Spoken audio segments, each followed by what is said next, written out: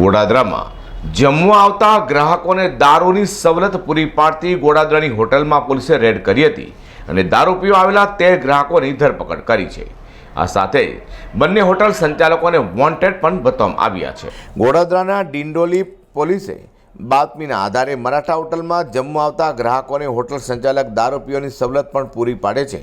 આ બાતમીના આધારે પોલીસે મરાઠા હોટલમાં છાપો માર્યો હતો, ત્યાં દારૂ પીવા આવેલા 13 લોકોની ધરપકડ કરાઈ છે।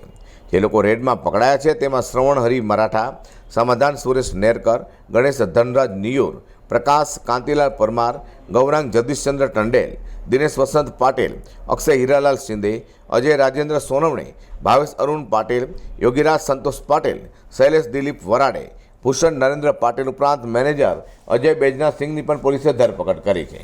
હોટલ સંચાલક વિનોદ મરાઠે અને સુનિલ મરાઠાને પોલીસે વોન્ટેડ બતાવ્યા છે। તમામ વિરુદ્ધ પ્રોહિબિશન એક્ટ ફરિયાદ નોંધી વધુ તપાસ ગોડાદરા પોલીસે હાથ ધરી છે। અઝર કુરેશી સાથે પ્રકાશવાળા।